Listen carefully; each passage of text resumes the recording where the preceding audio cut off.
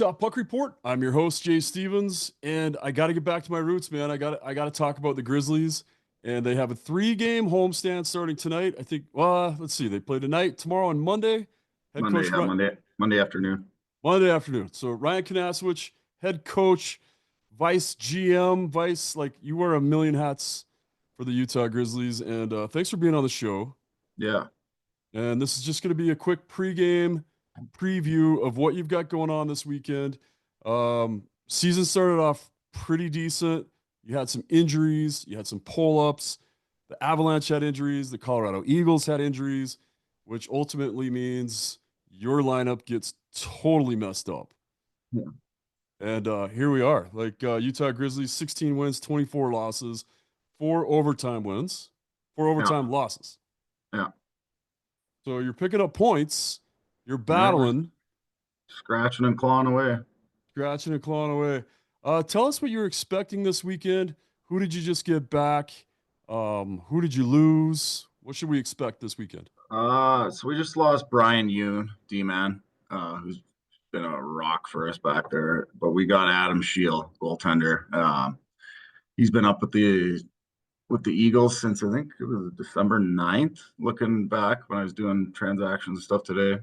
Did you kind of expect? I mean, you've got AHL guys, but he goes up and is just phenomenal in the AHL. Like he's Yeah. proving that he belongs to be at least in the AHL. Did you Yeah. expect to get him back, or did you think maybe they'd keep him for a longer look? Kind of like there's been talks going on for it seems like a month now about potentially getting him. I don't know how long we're gonna have him. But while he's here, we're gonna hope he brings that hot streak that he had up there down here. Yeah, he's a phenomenal goaltender. Both your goaltenders this year have been phenomenal, though. Goaltending is not the issue. The issue is basically just uh, roster moves, correct? Yeah, I mean, when we had that 14 game skid, our goalies they struggled. They'll be the first ones to tell you that everyone was struggling. It was you when you're so depleted like we were, you're going into games just waiting for bad things to happen. And it was dark times. We're duct taping a lineup together every night and calling guys in from who knows where, and we had our top 10 guys out at one time all 10 together. guys. Top And 10. you carry 23 typically, 22 typically. Yeah, on your active, you can have 20 on your roster and 2 on your reserve. So we usually carry about 23, 24, and half of those guys were either injured, a lot of them were injured, and then a few called up. So I was talking to Mason Manick earlier this season, and he's like, "Hey, the Grizzlies are to a point." Well, I actually kind of knew, and I brought it up to him. And you got to a point where you're like, "Man, I need a guy like Mason Manick. I need it." It's hard to find when you guys are going through this. You go through and you spin to the cap. You get these guys. You're excited at preseason. You're like, "This is the lineup we're looking for. This is gonna work." And then boom, 10 guys are gone. It's hard to find like quality, ready to go guys that are just sitting around not under contract, right? yeah. I mean, it's no secret. I was texting Mason trying to get him out here, and even from the start of the year, like our top defenseman and top center, we haven't seen. We've seen one of them for a couple games. That's it. So it's you lose it. You build your team in the summer based on those guys being here, and then boom, you don't see them. So And then it's just like you said, you're duct taping your I've never heard that before, but you're just yeah, duct taping a roster together, doing the best you can with what you can find out there. It's funny because and I know I'm not supposed to do it, and I say it all the time. I read the comments. I'll post something about the Utah Grizzlies and then I read the comments, or I get on the Grizzlies fan page and I read what they're saying. And even Phil Snyder, who now lives in the Netherlands, texted me the other day and he's like, "Do these idiots even know what they're talking about when they're talking about the Grizzlies not spinning up to the cap, not doing this? They're trying to lose, trying for draft picks or whatever. They don't understand the true part of what you have to do day in and day out is yeah, you guys did exactly what you're supposed to do in preseason. You built the team you're supposed to build. You're lucky to have you know, you've got a great parent club. You've got a yeah, great affiliation, and it usually works pretty well because the Avalanche are committed to you guys. oh They yeah, They send you coaches. They're following your prospects. They send you goalies. They want to see how the goalies are doing. Now we're seeing Trent Miner, who's got a few games in the NHL this year. So, and that hasn't happened for the Grizzlies for a long time. So we're thankful for that. Even though there's the Utah Hockey Club here, we're seeing real benefits from the Colorado Avalanche. But what would your message be to these fans that are maybe frustrated at this point and kind of maybe not sure what's going on? I mean, if they're frustrated now, like we've played some really good hockey since the weekend series before Christmas, and we have a winning record. Um, and we have a good team right now. Like we just didn't have this team for 6 weeks, and it was tough sledding, but it's a good group, and we're fighting and clawing every day. I mean, we just got back off the road. We were 2-1-1. Should have won the last game in Wichita. A lot, we had a penalty shot in overtime, and we had every chance to win that to go 3-1 on the trip. And uh, we're a good hockey team. And our record doesn't show exactly what we have, and we're playing some good hockey. And Christian and I believe this team's gonna fight it out for playoffs, even with that 14 game losing streak. And the other teams are gonna go through what we're going through. You know, Yeah. that's just the nature of being the double A affiliate. You know, Injuries happen up top or even in the AHL. It affects us. And they're not just taking any players, they're taking all of our best players, right? Right. And that's what they're there for. And I think Yep. that's one of the things maybe the fans don't understand is that yeah, all the other teams have the same thing. Idaho's in town tonight. They're affiliated with Dallas. Dallas gets an injury. They're going to pull up their best players too, right? Yep. So they just haven't had the same amount of injuries that you've had. And but they're not having their typical season. They sit in 8th place. You guys sit in 13th place in the West. Some big points available this weekend. And am I correct? You play Friday. I saw the jerseys for tomorrow. Yeah, the fishing ones. The fishing jerseys are amazing. Yeah, they're pretty cool. Like the specialty jerseys are always cool, but seeing those online yesterday, the whole setup with even the pant shells and everything, that is Yeah. freaking amazing. The guys were all wearing the pant shells out there this morning, and they look they look pretty good. I mean, I don't, I'm a Star Wars fan. My only claim to fame is that I played on Star Wars night there for the Grizzlies. But all the specialty jerseys I've seen, I'm always like Star Wars first, Marvel, I don't really care about. But for some reason, these jerseys you guys are wearing tomorrow night are worth coming out and seeing. And I was told that's not really a sponsorship deal. That was just something somebody was like, "Hey, why don't we do this?" And it looks awesome. Yeah, and I think there's some cool giveaways. I think that cooler that was like in those photos is like up for grabs, and there's a couple other things. But yeah, we've always done a good job. Kind of, I remember when I played, we did the Harley night with those Harley jerseys. Those were my favorite ones. Yeah, I've got one of those actually. That's one of the Yeah, ones I have framed here. Yeah, those ones are awesome. those are very cool. Yeah, Ryan, in your career, did you ever go through like a 14 game skid as a player? I don't think so. Um, just trying to think. I think that the one year I had surgery, our team struggled because I think I went down and then a few of our guys got called up and then they went on a bit of a skid, which is just, it's hard. Like when you're playing a roster that's full and you are missing literally your top 10 guys, like you need your goaltending to steal you one. Yeah, And unfortunately, that's a big ask. yeah, and it's a huge ask because, you're getting guys, some guys have day jobs and you're bringing them in for the weekend and we've had a lot of that this year. Just, could you come help us out? Yeah, And we've had some guys step in and play really well, but and it's not like you can just take some men's leaguer.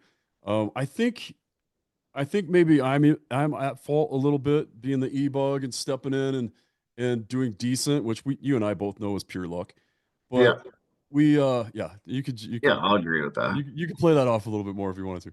But we both know that was luck, but it makes it look like you could just pull any men's leaguer up and be like, "Oh yeah, hey, step in. You play men's Division 1 at Salt Lake County." But it's not like that. You have to get a guy that's played NCAA or played major juniors within like the last year or two so Yeah, they haven't lost that step. I think people maybe don't understand the level that you play at, and I hope that that's obvious now. And with Utah Hockey Club coming into town, I hope like they see, all right, this is NHL, there's AHL, and there's ECHL, and the separation is not huge. It's not. It's really not. Like we got guys that on our roster, NHL speed, NHL shots. It's just putting everything together, right? Those NHLers, they have it all, right? They're 6'2", 6'3". They skate like the wind. They're strong. It's just in the American League, there's guys with inconsistency Oh, issues. With us, it's we might have some smaller guys. Size kind of hurts them, or they have trouble putting together back-to-back games, and I mean that's all part of growing and being a pro. And I think we've had a lot of guys come in this year that the first one that comes to mind is Reed Webster. Like we got him in a trade from Florida, and he's taken off. Like he's really putting it together, and that's fun to watch on a nightly basis. Him carry the puck and just be confident. Whereas at the start of the year he wasn't. It's part of growing and learning how to be a pro because it's a 72 game grind. Like we got 14 games in February here. There's only 28 geez. days. Yeah.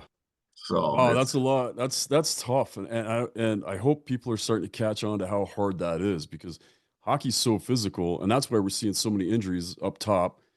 Is they're playing it, 80 plus games, they're getting banged up. well, I think the Four Nations Cup has kind of hurt everyone from NHL to AHL to ECHL just because the schedule for the NHL has been so condensed, right? And even the Utah Hockey Club, they've had Gunther out, they've had Marino out, all these big pieces for them. Yep, yep, That's the world of hockey. Like we're gonna go through injuries. It's just how we come out the other side, right? yeah. And the ECHL is there to help these guys. You have drafted guys, you have signed guys that are under NHL or AHL contracts that the guys are like, hey, look, we believe that you could be an NHL player or an AHL player. We just need you to fine tune those little pieces of your game. And that's your job as a coach is to you, a Christian, look at them and say, hey, we can make you better. We're going to put you in these hard situations. And I think having your top 10 guys gone could be the hardest situation for those guys down, especially your goaltenders. And like Yeah. you said, we've had success. You've seen Trent Miner get some NHL games. You've got goalies going up now that potentially could see NHL games, and that's huge for the ECHL. We Um, had Nate Clerman, D-man that we had a few years ago. He got a game with Pittsburgh this year.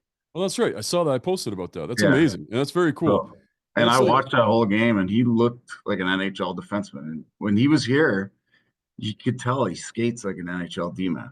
Like uh, he must have taken figure skating because I am not knocking that, but like no, I totally get it. you could tell guys that have figure skated, they're just so smooth. They learn those edges, and we're starting to see a few guys over the past get into the NHL, and it's awesome to see.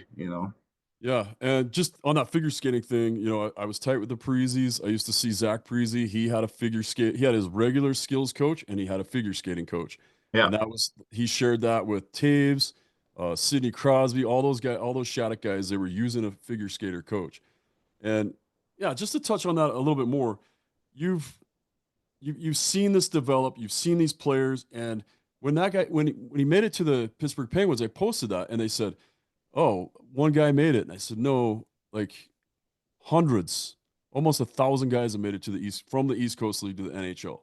You yeah. guys, it's a legit league, and I think people need to understand that. Tell me what you expect going into this weekend. What should we expect out of this? This is a rivalry, right? Like Yeah, Utah and Idaho, it's always been a battle. no matter. I mean, we're right behind them in the standings. Like obviously, these games are massive. Like we got a chance. It's a 12-point weekend essentially. For us, it's going to be a fast physical series. There's no love lost between the two teams. Yeah, I get up for these games. Like I'm vibrating today because I want to put the gear on because like I don't like them. You know, Yeah. Christian gets fired up. Like it's a weekend. if you're not ready to go, then this might not be the sport for you. Yeah, big things. I think the Maverick Center is going to be loud tonight. I was telling some people were online and they're like, "Hey, I don't know what to do without hockey. The NHL's on stand down for 2 weeks. What do I do?" And they're posting these pictures like they're out in their bare feet or whatever. I don't know, but they're just like, "What do we do?" And I'm like, "You go to the Utah Grizzlies. It's the same price as going to a movie, and Yeah. you've got hockey you've got good players that have already played major juniors. They've already played NCAA, and they're trying to make that next step. And if we pack that building, if we get enough fans there to pack that building like that we had at the Guns and Hoses game, like Oh how yeah. much fun was that? That was loud. It was intense. The Grizzlies came out. They delivered. They were so much fun. Like Yep. those games were amazing. I love them. Like when this place gets over 6,000 in it, like it's electric, and it's got to be one of the hardest. Like the momentum that we create in this rink with our fans is like we had Kansas City in here. We had a stinker of a first period, let up 4 goals, and came out in the second just with their hair on fire, and it was 4-4, just like that. Like, and that was just the crowd was into it, and it was, that this league isn't perfect, right? There's more mistakes made in this league than the AHL, the NHL, but there's still mistakes at those levels, right? And I think it's just those mistakes here seem to turn into grade A chances more often than not. And that's what makes these games so exciting. Like Yeah, I as a agree coach, maybe 100%. not as exciting because it gives me a few more gray hairs, but it's a great product, and we got some high end talent on our team right now. So When you look at this league compared to when you played in this league, like this league's a lot better than it used to be, right? Like the the the level of player that's playing now across the board, NHL, AHL, the speed's better, the stick handling's better, the shots, the way they manipulate their release points, like yeah, it's all more intense. It's so much more fun to watch. yeah. When I played, I think it was like the start of the NHL kind of getting involved in the league. Like we were unaffiliated for my first, I want to say 2 years, and then we took on the Islanders as an affiliate. So you see a lot of NHL teams find the ECHL very valuable for like we just had Chad Hildebrand down. Hadn't played a lot for the Eagles this year. He came down when he played 6 games for us, maybe 9, but he gets called back up in his first game with the Eagles. He has a goal and an assist. No. So it's like, but he was sitting in the stands. Like for him to come down and gain some confidence, win some games, just get that intensity back. Um, it's served him well. So, and that's where I think the Avs and the Eagles they see the benefit of it. If they have guys not playing, like get them in here. Let's get them playing because they're going to play 20, 22 minutes a night, and they're going to play in all scenarios, and it's only good for their development, right? Yeah, 100%. And I'm learning more and more how important that is in the way the NHL looks at it. I had Bill Armstrong on my show yesterday, and he talked about sending guys to the A or sending guys to the ECHL and what they expect to happen.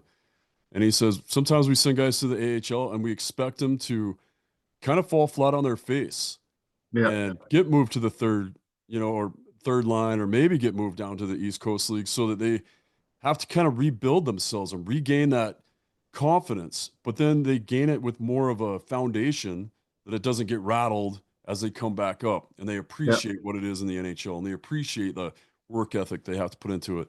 And that's what you've got there. And I know you're busy tonight. I know you're getting ready for game time. You got one of the best buildings in hockey, the Maverick Center. yeah, There's not a bad seat in the building. So if you haven't been to a game before, for the price of a movie ticket, you can come watch drafted uh, pro hockey players playing and competing and playing against their rivals, the Idaho Steelheads. Idaho's going to be fighting you tooth and nail just like they always do. yep. I think Yeah, it's tonight, gonna be a fun weekend. Like, yeah, come on out. I know I'm sitting at home at nights with no NHL on. I'm like, what do I do? Like, it's been boring since the break, but obviously watching those Four Nation games have been they've been pretty intense too. So Four Nation games are unreal. All right, I'm going to ask you tomorrow night, USA Canada. You've seen the rosters, you've seen them both play. Who do you got tomorrow? And I know you're Canadian. Let's say that I first. know, yeah, I'm obviously going for Canada. I don't know about their goaltending. You know, Uh, the USA goaltending is on a different level. yeah, You know, Hallebuck, Ottinger, and Prodigy. Yep. who's the other one? Like Uh, man, I don't know. Swayman. Oh yeah, Swayman. How did I forget that? Yeah, Are you that's are you surprised that Canada's starting Bennington over? What's the deal with Logan Thompson? Why don't they love Logan Thompson? there's got to be something between him and Bruce Cassidy. It sounds like there was. They almost didn't want him on the roster. We should. I probably shouldn't be bringing it up on this episode, but yeah, there was like this old boys club that they had dealt with him in Vegas, and they didn't want him on the roster. But he's clearly one of the best Canadian-born goaltenders right now. Yeah, yeah, I don't know where like Canada's goaltending has gone. You know, like It's so there crazy. isn't like no offense to Aiden Hill, he's a good goalie, but that's to me he's the best goalie on that roster. You know, but he's not like a Carey Price or you know you had Patrick Waugh, you had Broder, all these guys in there. Like I don't know if goaltending's gone away, but it's still the most important position. Like you need someone back there to stop pucks. Yeah, I was kind of surprised. You know, the Canadians using Montembeault, or however you say his name. Montembeau. He's been a phenomenal goaltender too. I kind of expected maybe him to get a look too. I Um, thought he would in Montreal. yeah, Like you I think? thought I was shocked when I saw Binnington, but like what do they do now? Do you like as a coach when you win, you usually keep the same lineup, right? Yeah, Like why mess with success? And they didn't win by as much as they thought they would. I don't think Bennington was to blame for any of that. I'm not a Bennington fan. Um, I would I rather think see Logan two of Thompson. those goals are pretty weak. Yeah, The yeah. backdoor one, I don't think you could have done anything that I don't these guys in their RVH and they're just so technical now. Yeah. Um I don't know. I've been watching a lot of I watched that game 7 series on Amazon Prime and they went over two of this episodes. One was the Oilers and Flyers in 87, and then the Rangers and Canucks in 94. And just watching the 87 goalies versus the 94 goalies, like what a difference. Oh yeah. Like, and Yeah. then now, like they're so technical. I don't know. I think it's too technical because like one thing goes wrong in your day with these guys, it's blown up, you know? Well, I mean, goalies have always been kind of weird that way anyway, but yeah, you've seen a huge like with Jaguar and those guys bringing in a lot more movement once they're down in the butterfly, and that Yeah. a lot of that came from Belfour going back and trying to figure stuff out. I'm not going to bore you with all of that, but I've done the deep dive into that too, and then obviously running goalie camps forever. Jordan Preezy educated me on a lot of that, but now you're seeing RVH came in because of Jonathan Quick. Well, we our goalie coach with the Avs, Peter Budaj. Oh yeah, He's with yep. Anaheim now, but like he'd be in here talking about it. He did not like it No, it because worked for Quick. yeah, but he's old school and like it's so nice for us as a staff to sit like we're hockey nerds, right? Yeah. It's just you gotta be and to sit there and listen to his explanation on what he thinks on the goaltending and it's just you could sit there all day and listen to it, right? Oh yeah, especially me. Like I love to hear it. Yeah. Um, and now instead of RVH, you're going to be hearing a lot of overlap talk. I don't know if you've heard overlap yet, I but haven't heard overlap yet. that's what they're looking for now is overlap. It's actually kind of goes against everything you're taught as a goaltender on keeping that post, keeping that inside skate tight to that post. Now, Yeah. now you overlap it to the outside. You don't go RVH. You come and step out a little bit more. You'll I see think it. you It's lose your coming. angle though. It does screw with your angle, but it's your percentages go up because the whole time, right? You're just playing percentages. That's where RVH and VH came from in the first place. Yeah. And I'm sure we're boring a lot of people right now, but anyway, that's what Oh, you're going to start seeing. certainly are anyway. Yeah. Yeah, you're going to start seeing overlap. Ryan, I I can't thank you enough for taking the time and talking to us about this. We're going to get this episode up immediately so that we can Perfect. hear, we get people out there to the game tonight. I would love to pack the Maverick Center for the next 2 Yeah, we got days. a couple hours. We get this thing out there and Yeah. right? Let's pack it. Let's bring the same energy that you fans bring to the Utah Hockey Club. Pay 1/10 the price. Come out tonight, watch the Utah Grizzlies. Let's support all of our local hockey, and let's pack the Maverick Center tonight, and let's bring home a win, a fan-influenced win. Love it. Sounds like a plan. All right, Ryan, thanks for everything. Tell Christian thanks for everything. Good luck tonight, boys, and that is the Utah Puck Report. Yeah, thanks, Jay.